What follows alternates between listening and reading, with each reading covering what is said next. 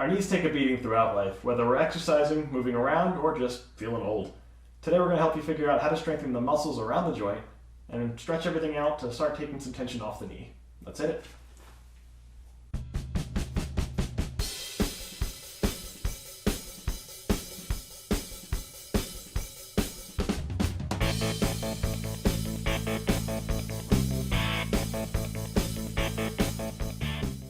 So as mentioned, today we're going to be working on strengthening muscles and loosening things up.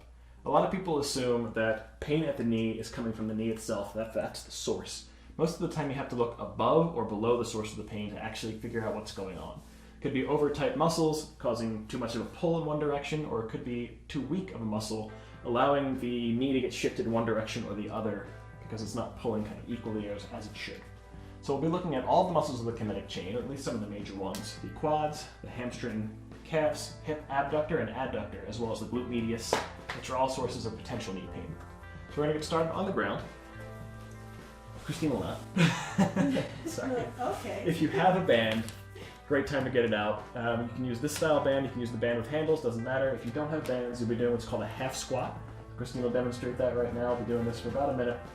Half squat is going down halfway in order to strengthen the quads and a little bit of the glutes. By not going down all the way, we're not putting tension on the patellar membrane, we're not strengthening, or we're not straining is the word. We're not straining the knee, especially if you have a new aggravated injury. We don't want to re-aggravate it or exacerbate the injury. So that half squat is going to allow you to strengthen the muscles, the quadricep and the glutes without going too crazy. What I'm going to do, and if you have a band, you can follow along with this. Wrap the band around the foot. That's why I'm not wearing shoes, because I don't like to get my bands grody. We're going to lay straight back, bring the knee up, and do a leg press. Don't lock the knee like this, keep the slight bend, but we're going to do a 2 to 3 second hold, and then retract.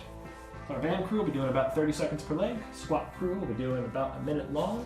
And we'll get going here in 3, 2, 1, hit. Now if you do happen to have bands, you may need to adjust your tension. Figure out what's the right point on this to not feel like you are struggling to get it forward or that it's being ripped out of your hands.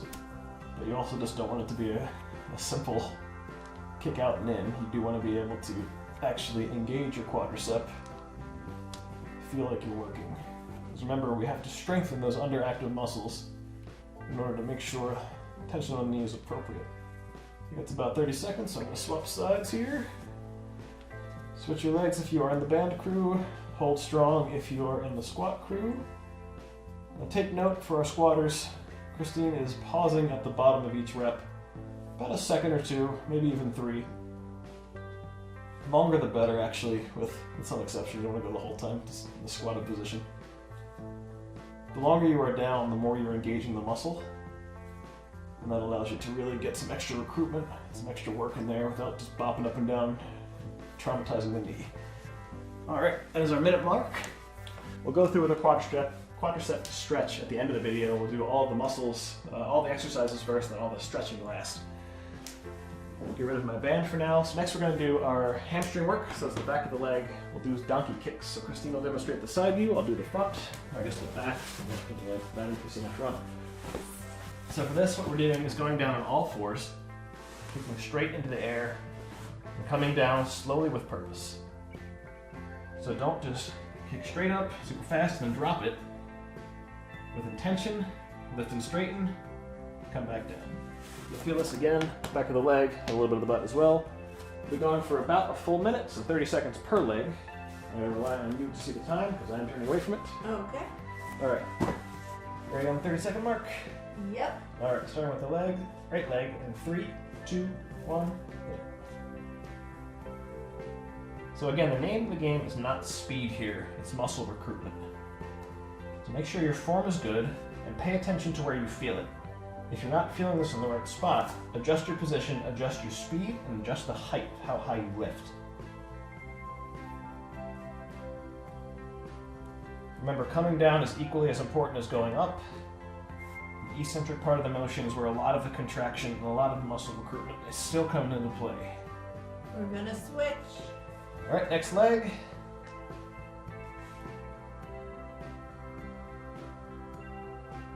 Same thing here, mind your speed. Make sure you are feeling the same thing that you felt on your other leg.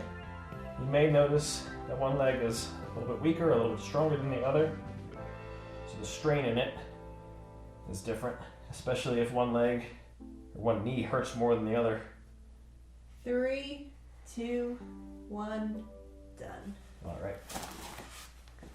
All these exercises are things you can do 2 or 3 sets of throughout the day, or you can do them all at once. But for the purpose of the video, we're guiding you all through everything at once. So next up, we're going to do calf raises to work the calves, obviously. This is a simple one. You can do this weighted if you have a couple pounds. You can grab equal weights, 5 to 10 pound weights, use a backpack, put it on your back. Anything to add a little extra tension if you feel like you are not struggling at all with this. But really, it's just up on the toes, the ball of foot, straight down. Now remember, the name here is not to shoot up. We're not working explosive muscle training today. We're not doing anything plyometric. We're just going up and down. We'll start a full minute countdown on this in 3, 2, 1, hit it. So up in the balls of the feet, rocking forward slightly. Hold to the top of the rep again, maybe a second, maybe 2 seconds. If you can muster 3, go for it. Mind your balance, keep your core tight. Helps to have a focal point in the room, just to keep your balance.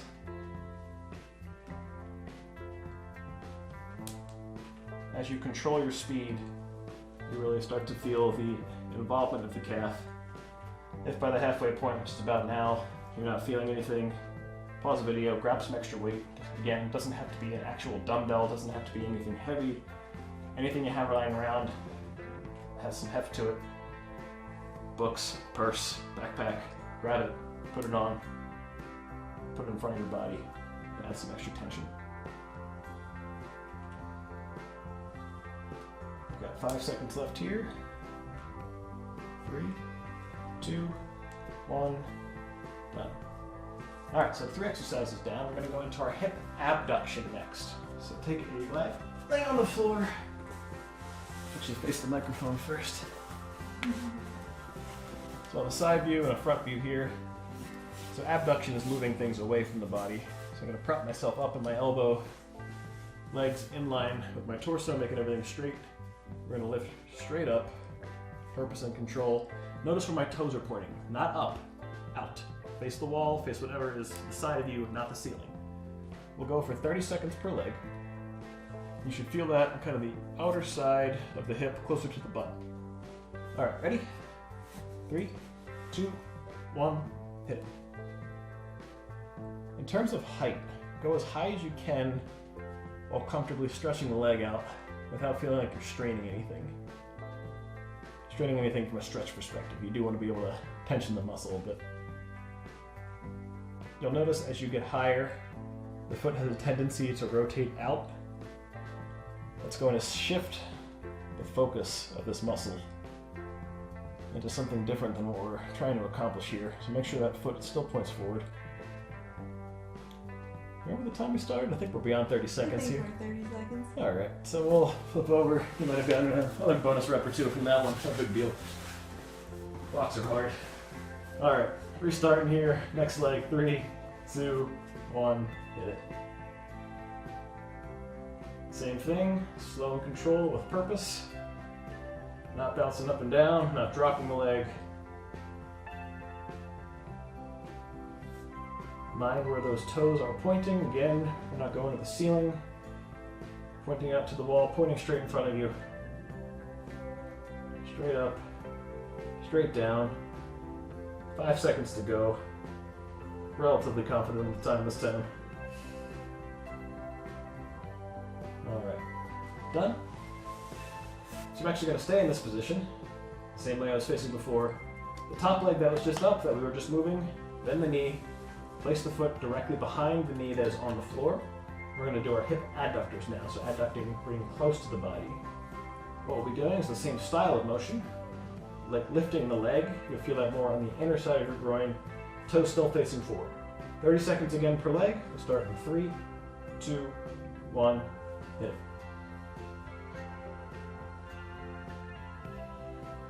So you might notice here, your leg trembles a little bit at the top. You can see there's a little shake here and there. That's especially telling of a muscle that you don't use very often, or a tired muscle.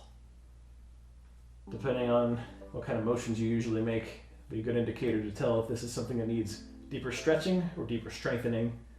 But usually for most people, this is something that needs to be strengthened more. All right, one more rep here, and we'll flip to the next side. Go ahead, roll over on your mat. The same thing, the top leg now on the floor, foot behind the bottom knee, bottom leg, foot facing forward, and we'll get going in 3, 2, 1, hit. Again, be mindful as you're doing this as to what leg feels stronger, what leg feels weaker, so you know to kind of work on that, balance it out. Even when you're not doing a full exercise routine, you can just toss a couple reps here and there. A little bit of work goes a long way, especially when it comes to hip flexor muscles. They're not huge muscles, you're not trying to build massive biceps. It's just simple small guys you're strengthening. I think that's 30 seconds, I'll get one more rep in there. Alright, last in terms of the strengthening department is our glute medius. There's a lot of research that shows weak glute medius can actually can cause direct knee pain. This is a very uncommonly worked muscle. It's very easy to work. So what we're doing is doing a clamshell. So your legs will be bent on the mat, lifting straight up and opening the legs. Thankfully, a little bit of the hip adduction work we did has a slight tie into our glute medius. If you have other bands, grab off camera here, like these, you can actually slip them around, bring them up to about your shins or closer to your knees.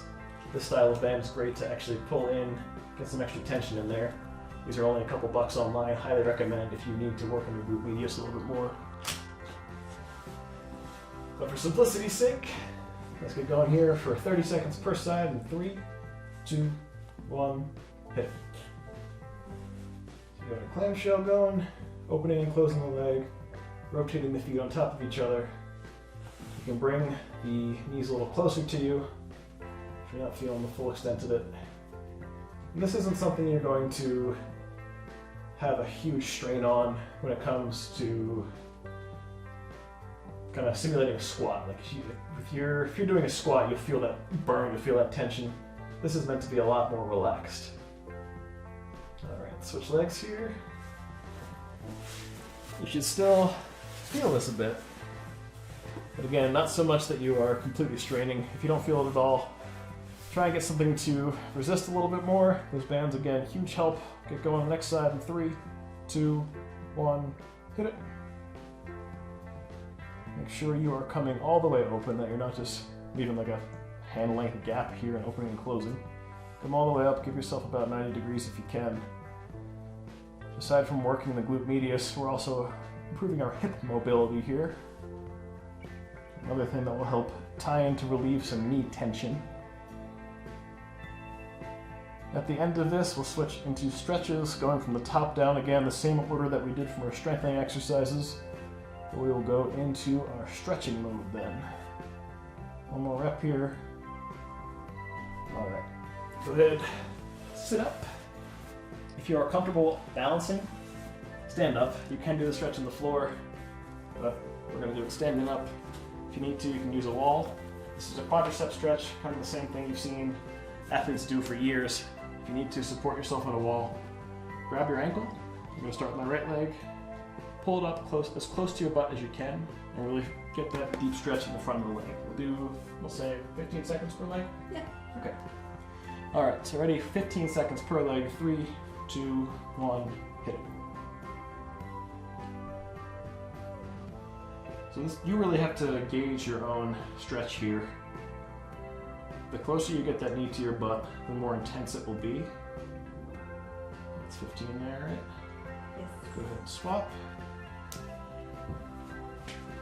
Restart now. If you feel like it's not intense enough, you can drag it a little bit to the side of your hip. You can see my heel coming beyond the level of my butt here. Or if you have exceptional balance, you can lean forward a little bit and really get the full strain of the quadricep there. All right, 15 seconds on that leg. We'll go into our hams now. A couple different ways we can do this. This one is a little bit easier on the floor. So go ahead and take a seat. Going to be using a straight leg. So go ahead, straighten out that leg, grab it at the top, grab it at the knee, grab it at the base, whatever you need to do. Keep the leg as straight as you can and just pull. We'll start the 15-second timer now. You'll feel that a little bit on the knee, a little bit on the calf, so if you need to, feel free to bend the knee a little bit, but don't go crazy.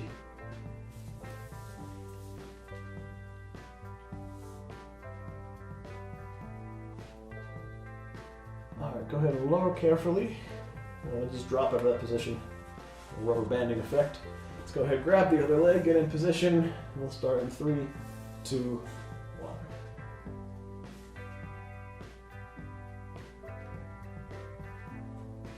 Again, mind the stretch. If it's too intense, you can bend the knee a little bit. Don't go too much.